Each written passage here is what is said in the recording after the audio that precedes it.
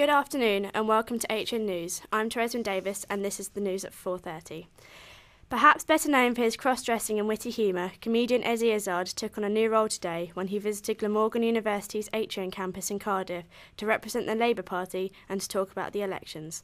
Holly Stott-Penner reports. Students arrived early to class this morning to listen to Eddie Izzard give his reasons for voting Labour on the 6th of May. The actor, who last year completed a marathon run around the UK for charity, joined Labour on the campaign trail in Wales.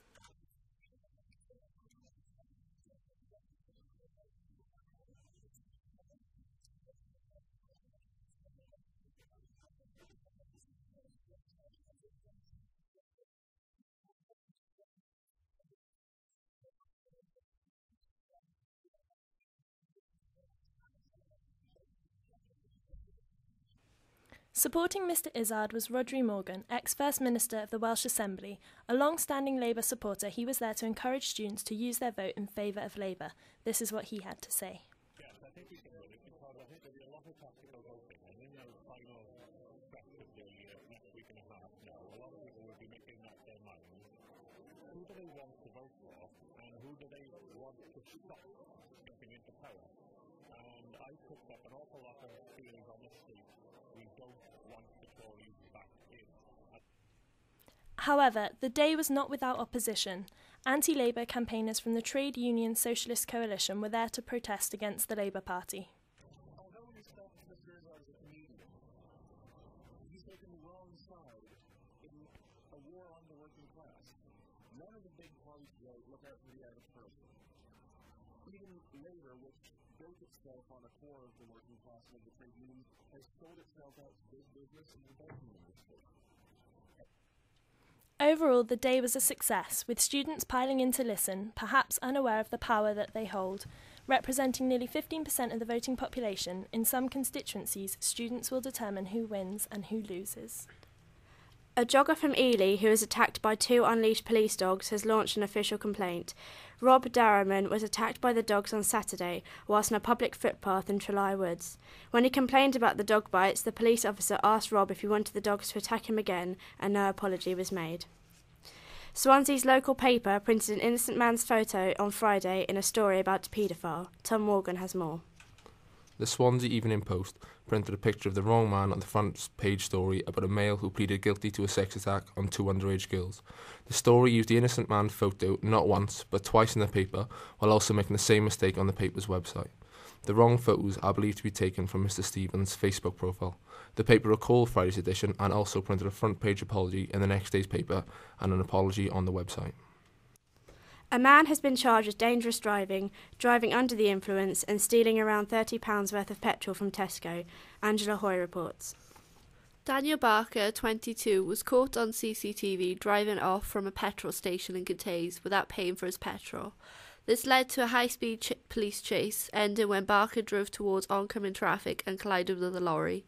Barker, who has 6 previous convictions for dangerous driving, pleaded guilty and was given 18 months in custody and disqualified from driving for 4 years. Two men have appeared in Cardiff Crown Court charged with the murder of Amir Siddiqui and the attempted murder of his parents. Hannah Perry has more. 35-year-old Jason Richards and 36-year-old Ben Hope appeared in court accused of murdering the 17-year-old. Richards of North Road, Mainsey, and Hope of Richmond Road, Roath, were remanded in custody to appear again in court on April 30th. Amir was stabbed in the neck by 2 masked men at his home on Ninian Road, Roath, earlier this month. Police are trying to track a silver Volvo 4x4 car seen driving around Roath at the time. The latest Bond film has been suspended indefinitely due to the mega studio MGM being in $4 billion worth of debt. Metro-Goldwyn-Mayer is the studio that bought us Singing in the Rain, Thelma and Louise and Valkyrie. Several companies have made offers to buy MGM below their $2 million asking price. Blackwood Bulldogs were in Cardiff National Assembly building last Thursday to launch their 2010 Cooperative Welsh Conference League season. The competition kicks off on the 22nd of May with the first game of the Premier League, which sees Valley Cougars take on champions Blackwood Bulldogs at their home ground. Renee Temple, a Glamorgan student, suffered a laborious 18-hour journey back from Belfast to Cardiff, including a 6-hour train journey, after the volcanic ash spewing from Iceland left her missing a week of lectures and rushing to meet deadlines. I was in Northern Ireland. I was back home. It was on the day that I actually went up to the airport, and then when I got up to the airport I found out that it was closed. I had actually wanted to come back to university a couple of days before we started back after Easter, especially so I could come into the university to do work, and I wasn't able to do so, and then I lost 5 good days of being able to work at university, so it really did affect my university work. Hayley Westenra is set to headline the Sunday night of Pontypridd's big weekend at Harad Park on July 25th. Saturday night tickets to CJLS sold out in under an hour, and organisers expect just as high demand for the free event the next day. Westenra is to be supported by Jonathan Ansdell of G4 and Farrell Smith of Britain's Got Talent fame. Dozens of people showed up to Treasure House, Newport this week to learn dances from the Restoration period. Regular attendee Susan Barker talks about her evening. Excellent fun, yes. Learnt a bit. Everybody learnt a bit, and socially excellent, because you start off in little cliques of people. You come with your friend and mix people up in and throughout the dances, so by the end of it you don't mind grabbing hold of a complete stranger and saying hi, how are you, and introducing yourself, and which you won't normally do on the end of a street, would you? Thousands of visitors are expected at Mermaid Quay this bank holiday weekend, as many of the world's finest jazz musicians descend upon Cardiff Bay. The Butetown Bay Jazz Festival is set to take part between the 1st and 3rd of May, with local performers Samba Jalez prepared to take centre stage. This year's fourth, so-called Welsh Encantro, will provide visitors with a spectacle of over 500 sambitas playing in union.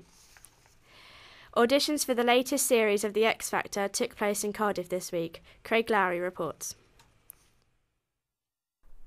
As X Factor auditions came to Cardiff this week, I will be catching up with some of the contestants and asking them on their experience. I'm with Josh Goodwin, who is from the area and had an audition. Josh, first of all, what song did you sing? I sang Will Young's song Evergreen. I used to listen and sing to it all the time. How nervous were you? Very. I was shaking like a leaf. I would be more nervous if Simon Cowell was there, though. Do you think you did enough to get through and sing in front of Simon Cowell and Cheryl Cole? I think so. It'd be amazing to see and sing for them. Okay, thanks Josh. So the X Factor auditions are well underway, and like millions of people like Josh, they'll be hoping they have the X Factor. And now over to Max Stott for the sport news.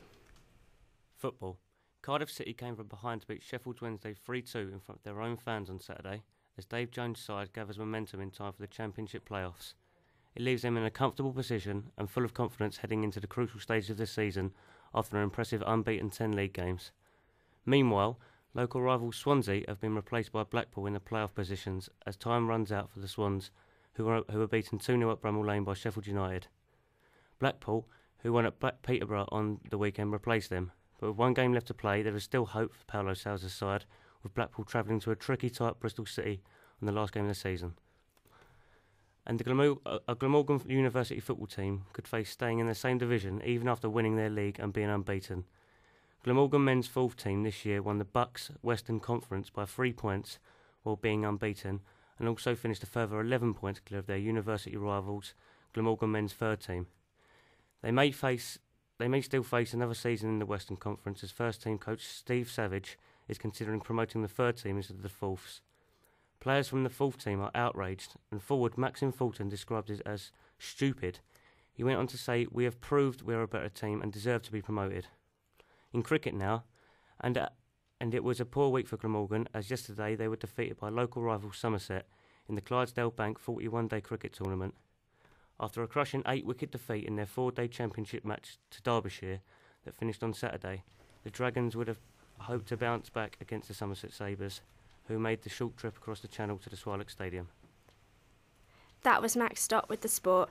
Thank you for listening to HM News. That's the news for now. We'll be back at 6.